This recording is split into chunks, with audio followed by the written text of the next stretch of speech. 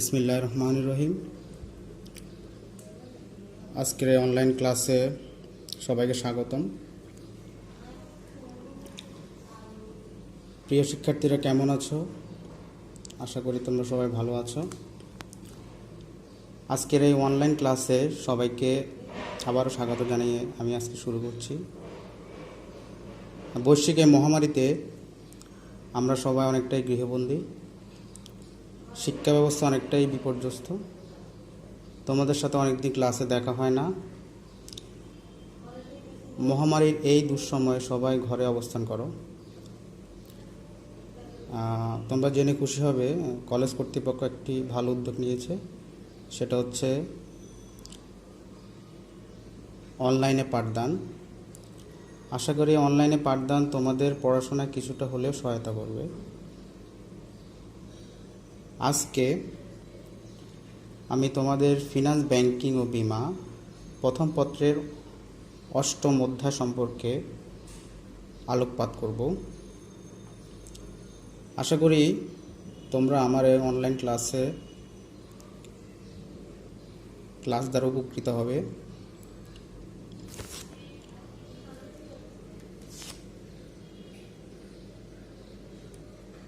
আমরা পড়াবো আজ ফিনান্স, ব্যাংকিং ও বীমা প্রথম পত্রের ৮ম অধ্যায়। আর ওই অধ্যায়ের নাম হচ্ছে মূলধন বাজেটিং ও বিনিয়োগ সিদ্ধান্ত।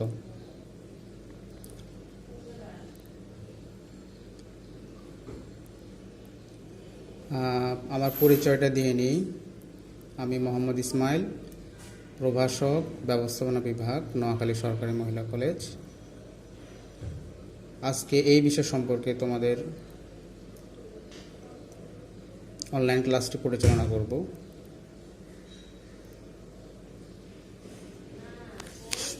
শিখন ফল। এই অধ্যায় পড়ে তোমরা কি জানতে পারবে সে সম্পর্কে কয়েকটা পয়েন্ট আমি দিয়ে দিয়েছি। সেটা হচ্ছে মূলধন বাজেটিংয়ের সংজ্ঞা তোমরা লিখতে পারবে এই অধ্যায় পড়ার শেষে। তারপর তোমরা মূলধন বাজেটিং প্রক্রিয়া কি তা লিখতেও বলতে পারবে, এবং তোমরা মূলধন বাজেটিংয়ের বিভিন্ন পদ্ধতিগুলো বলতে পারবে। আমরা আরও জানতে পারবো মূলধন বাজেটিং সম্পর্কে বিভিন্ন ধরনের গাণিতিক সমস্যা ও তার সমাধান তোমরা করতে পারবে। মূলধন বাজেটিং ও বিনিয়োগ সিদ্ধান্ত। এখানে দুইটা ছবি, একটা হচ্ছে পদ্মা সেতু আর একটা হচ্ছে বঙ্গবন্ধু স্যাটেলাইট। তো আমরা জানি দীর্ঘমেয়াদী বিনিয়োগ সিদ্ধান্তকে বলা হয় মূলধন বাজেটিং। এখানে দুটি বৃহৎ প্রকল্প তোমরা দেখতে পাচ্ছ বাংলাদেশ সরকারের। একটি হচ্ছে পদ্মা সেতু, আরেকটি হচ্ছে বঙ্গবন্ধু স্যাটেলাইট। অর্থাৎ যখন আমরা দীর্ঘমেয়াদী কোনো বিনিয়োগে যাব, তখনই আমাদেরকে মূলধন বাজেটিং সম্পর্কে ধারণা নিতে হবে। আমরা জানি পদ্মা সেতু টোটাল জীবনকাল প্রায় ১০০ বছর ধরা হয়েছে এবং এর খরচ ধরা হয়েছে ৩০১ বিলিয়ন। ৩০১ বিলিয়ন টাকা। আর এই বিনিয়োগ যখন করা হচ্ছিল, তখন অবশ্যই যারা ডিসিশন মেকার তাদেরকে চিন্তা করতে হয়েছে আমরা এখান থেকে কতটুকু প্রবৃদ্ধি অর্জন করতে পারবো। ঠিক একই ক্ষেত্রে আমরা বঙ্গবন্ধু স্যাটেলাইটের ক্ষেত্রেও বলতে পারি যে এখানেও প্রায় ৩,০০০ কোটি টাকার মতো খরচ হয়েছে। তো অবশ্যই সরকারকে চিন্তা করতে হবে যে এই দীর্ঘমেয়াদী বিনিয়োগ থেকে আমরা কতটুকু লাভবান হব। তো তোমাদের এই বিষয় সম্পর্কে একটা ধারণা নিতে হবে। আর এই বিষয় সম্পর্কে ধারণা পেতে হলে তোমরা এই ক্লাসটি একটু মনোযোগ দিয়ে শুনবে। এখানে একটা ছবি দেখতে পাচ্ছ, সেটা হচ্ছে মূলধন বাজেটিং ও বিনিয়োগ সিদ্ধান্ত, যে ক্যাপিটাল বাজেটিং। এখানে দেখতে মিস্টার পেটার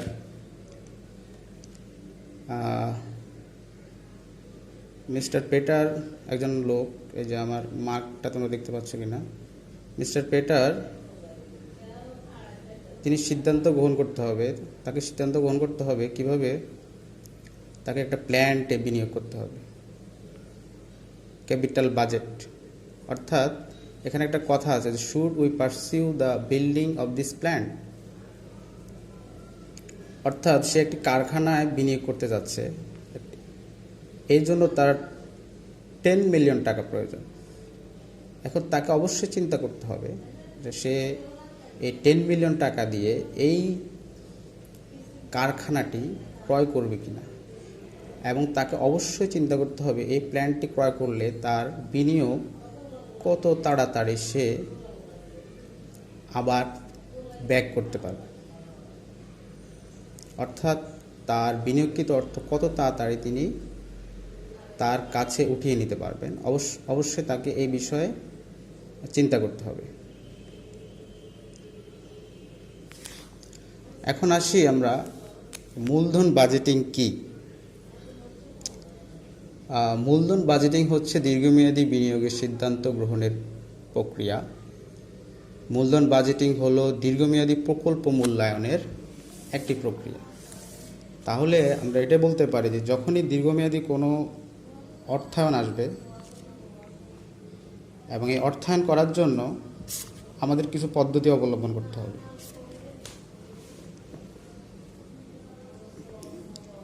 এই পদ্ধতিগুলো আমরা এই অধ্যায়ে পড়াবো।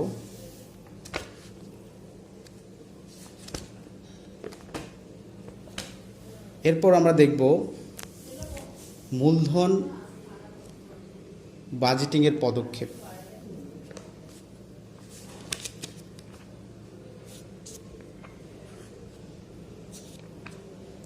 প্রথম পদক্ষেপটি হচ্ছে প্রকল্প উদ্ভাবন।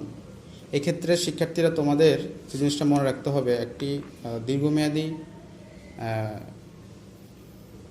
বাজেটিং অর্থ বাজেট করতে হলে তোমাকে সম্ভাব্য সকল প্রকল্পগুলো বের করতে হবে। অর্থাৎ তোমার পসিবল যতগুলো প্রজেক্ট আছে সেগুলো বের করে নিতে হবে। আরেকটা জিনিস হচ্ছে, যখন তুমি প্রকল্পগুলো আইডেন্টিফাই করতে পারবে বা প্রজেক্টগুলো আইডেন্টিফাই করতে পারবে, তখন তোমার সেকেন্ড কাজ হচ্ছে এগুলোকে মূল্যায়ন করতে হবে। অর্থাৎ প্রত্যেকটা প্রকল্পে কী পরিমাণ খরচ, প্রত্যেকটা প্রকল্প থেকে কী পরিমাণ আয়, এবং প্রত্যেকটা প্রকল্পে কী পরিমাণ সময় ব্যয় হবে সে বিষয়ে তোমাদের সম্যক ধারণা থাকতে হবে। অর্থাৎ তোমাকে সেকেন্ড স্টেপে প্রকল্পগুলো মূল্যায়ন করতে হবে। থার্ড স্টেপসে তোমাদের কাজ হচ্ছে যখন মূল্যায়ন শেষ হয়ে যাবে, অর্থাৎ তুমি সিরিয়ালি র্যাঙ্ক করতে পারবে যে কোন প্রকল্প অগ্রাধিকার ভিত্তিতে তুমি আগে নির্বাচন করবে, সেগুলোকে তুমি ধারাবাহিকভাবে সাজিয়ে ফেলবে। সেক্ষেত্রে তোমাকে কী করতে হবে, প্রকল্প যখন তুমি মূল্যায়ন করতে পারবে, থার্ড স্টেপে তোমাকে কাঙ্ক্ষিত বা বেস্ট প্রজেক্টটাকে তোমাকে সিলেক্ট করতে হবে। ফোর্থ স্টেপে আমরা কি করতে পারি, আমাদের ফোর্থ স্টেপে কাজ হচ্ছে প্রকল্প তদারকিকরণ। অর্থাৎ প্রকল্প আমরা মনিটর করতে হবে যে আমরা বিনিয়োগকৃত টাকা যেন কোনোভাবেই নষ্ট না হয়, সে বিষয়ে আমাদের সতর্ক থাকতে হবে।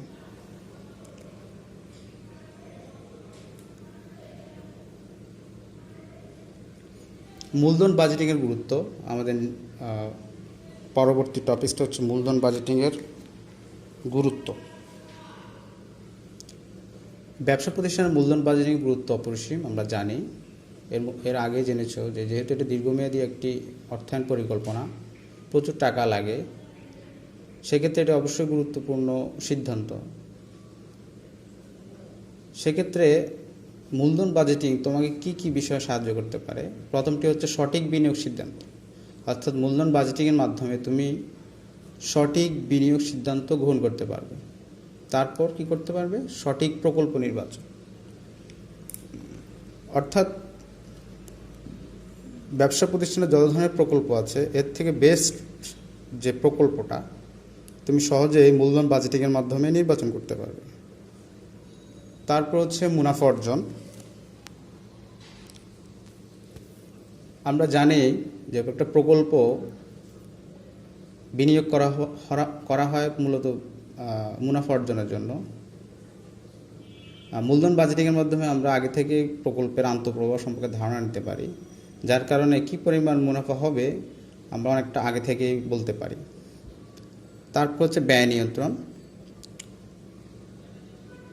মূলধন বাজেটিংয়ের আরেকটা সুবিধা হচ্ছে ব্যয় নিয়ন্ত্রণ, অনেকটাই সহজ, কারণ যখন দীর্ঘমেয়াদী অর্থায়নে যাব তখন আমরা অনেক আগে থেকেই এর খরচ সম্পর্কে ধারণা নিতে পারি, যার কারণে ব্যয় নিয়ন্ত্রণ অনেকটা সহজ।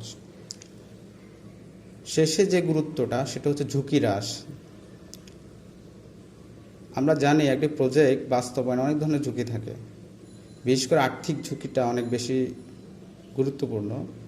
আর্থিক ঝুঁকি হ্রাস করার জন্য আমাদের মূলধন বাজেটিং অনেকটাই গুরুত্বপূর্ণ একটি বিষয়। এখন আমরা আলোচনা করব মূলধন বাজেটিং পদ্ধতি। মূলধন বাজেটিং পদ্ধতিকে মূলত দুই ভাগে ভাগ করা হয়েছে।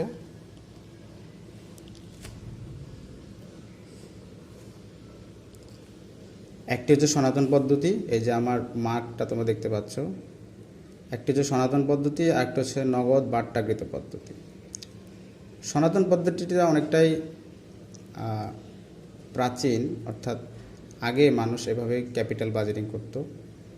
সনাতন পদ্ধতি আবার দুই ধরনের হতে পারে, একটা গড় মুনাফার হার, একটা হচ্ছে পে ব্যাক সময়। সনাতন পদ্ধতির সবচেয়ে বড় সমস্যা হচ্ছে এটি অর্থের সময় মূল্য কখনোই বিবেচনা করে না।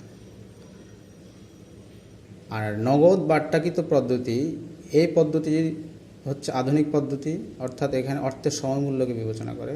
তোমরা ইতিমধ্যেই তোমাদের বইয়ের ৪র্থ অধ্যায়ে সম্পর্কে তোমরা ধারণা লাভ করেছো। এখানে আমরা অর্থের সময় মূল্য সম্পর্কে অনেক কিছুই জেনেছি।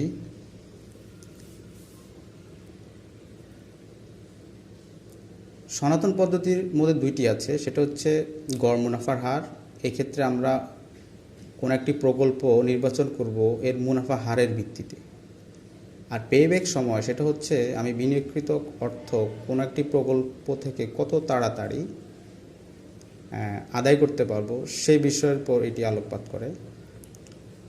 আর বাট্টাকৃত নগদ প্রবাহ পদ্ধতি আবার তিন ধরনের হতে পারে, সেটি হচ্ছে নিট বর্তমান মূল্য, একটা হচ্ছে অভ্যন্তরীণ আয়ের হার, আর একটা হচ্ছে মুনাফা অর্জন সূচক। এই তিনটি ওয়েতে আমরা সাধারণত নগদ বাট্টাকৃত পদ্ধতি অনুযায়ী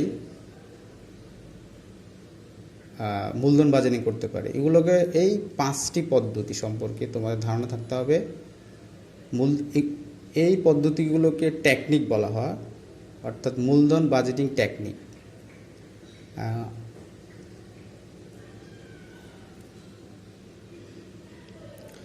আমরা প্রথমটা সম্পর্কে আলোচনা করব, সেটা হচ্ছে গড় মুনাফার হার। তোমরা ইতিমধ্যে জেনেছো এটা একটি সনাতন পদ্ধতি, গড় মুনাফার হার। গড় মুনাফার হার কি? কোনো প্রকল্পের গড় কর পরবর্তী নিট মুনাফাকে গড় বিনিয়োগ দ্বারা ভাগ করলে যে হার পাওয়া যায় তাকে গড় মুনাফার হার বলে। অর্থাৎ কর পরবর্তী নিট মুনাফাকে যখন আমরা বিনিয়োগ দ্বারা বা গড় বিনিয়োগ দ্বারা ভাগ দেব, তখন আমরা গড় মুনাফার হার পেয়ে যাব। নিচে একটা সূত্র দেওয়া হয়েছে গড় মুনাফার হারের। কর পরবর্তী গড় মুনাফা ডিভাইডেড বাই গড় বিনিয়োগ ইন্টু 100। যেহেতু এটা হারে করতে হয়, যেন অবশ্যই 100 দিয়ে গুণ দিতে হবে। চলো যাই আমরা নেক্সট স্লাইডে। গড় মুনাফার হার বের করার জন্য আমাদের একটি গুরুত্বপূর্ণ পয়েন্ট হচ্ছে গড় বিনিয়োগ বের করা। তো গড় বিনিয়োগ বের করতে সাধারণত দুটি সূত্র ব্যবহার করা হয়। তো আমি ক দিয়ে মার্ক করা আছে যে যদি প্রশ্নে কার্যকারী বা চলতি মূলধন দেওয়া না থাকে, সেক্ষেত্রে আমরা গড় বিনিয়োগ কীভাবে বের করব? গড় বিনিয়োগ সমান সমান প্রাথমিক বিনিয়োগ যোগ ভগ্নাবশেষ মূল্য ডিভাইডেড বাই 2। অর্থাৎ যখন আমি গড় বিনিয়োগ বের করব, তখন আমাকে কি কি জিনিস খেয়াল রাখতে হবে, সেটা হচ্ছে আমাকে প্রাথমিক বিনিয়োগ সাথে ভগ্নাবশেষ মূল্য। ভগ্নাবশেষ মূল্য তোমরা আগে জানো যে এটা হচ্ছে একটি প্রকল্প যখন এর লাইফ টাইম শেষ হয়ে যায় তখন এর বাকি যে মূল্যটা থাকে সেটা হচ্ছে ভগ্নাবশেষ মূল্য। আর প্রাথমিক বিনিয়োগ হচ্ছে অর্থাৎ একটি প্রকল্পে প্রথম প্রাথমিকভাবে যে অর্থ বিনিয়োগ করে সেটাই প্রাথমিক বিনিয়োগ। আমরা যখন প্রাথমিক বিনিয়োগকে ভগ্নাবশেষ মূল্য দ্বারা যোগ করে 2 দ্বারা ভাগ করব তখন আমরা গড় বিনিয়োগ পেয়ে যাব। গড় বিনিয়োগ বের করার দ্বিতীয় সূত্রটা হচ্ছে অনেকটা এরকম, গড় বিনিয়োগ সমান সমান কার্যকারী মূলধন যোগ প্রাথমিক বিনিয়োগ প্লাস ভগ্নাবশেষ মূল্য ডিভাইড বাই 2। অর্থাৎ কার্যকারী মূলধন দেওয়া থাকলে আমরা জাস্ট কার্যকারী মূলধনটা যোগ করতে হবে।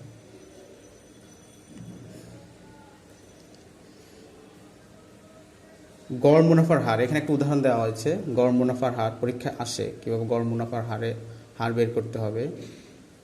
আমরা এখানে একটি উদাহরণ দিয়ে দিয়েছি। উদাহরণ বলা আছে যে লিমেক্স বাংলাদেশ লিমিটেডের ব্যবস্থাপনা পরিচালক রফিকুল ইসলাম তুষার মেঘনা ও যমুনা নামে 2টি প্রকল্প বিনিয়োগ করার চিন্তা করছেন।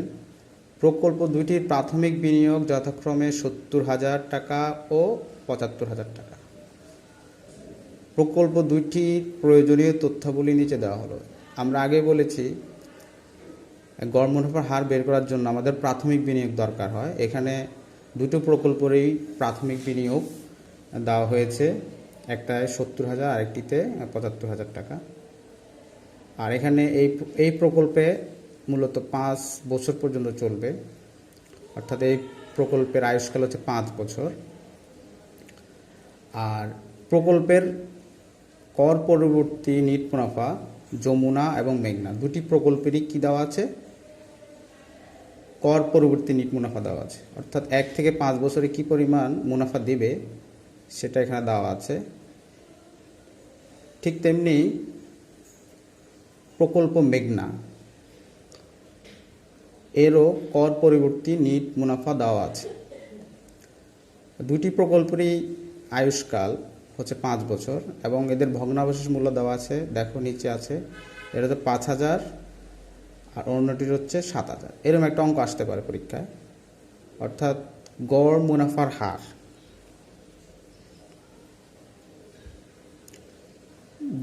চলো যাই আমরা সমাধানটা দেখি। সেটা হচ্ছে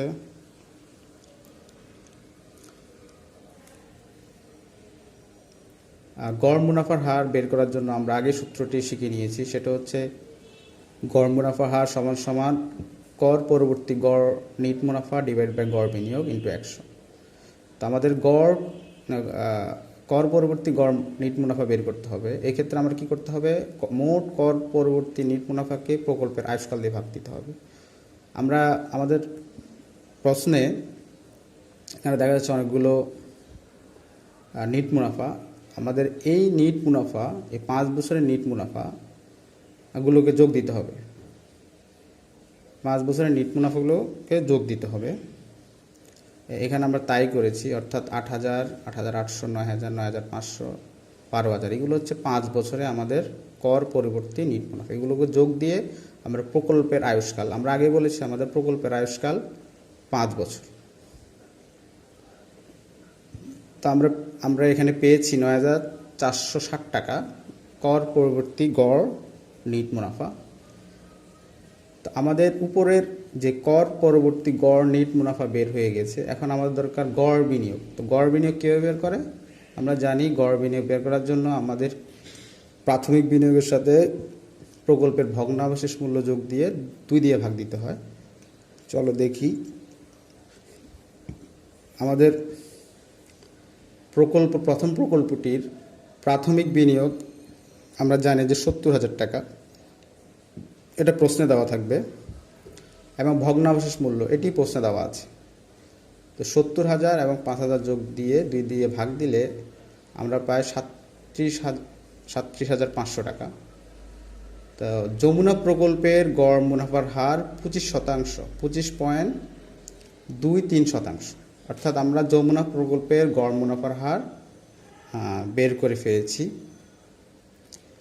তো আমরা আমাদের মূলধন বাজেটিংয়ে যে 5টা টেকনিক আছে এর মধ্যে গড় মুনাফার হার এই সম্পর্কে আমরা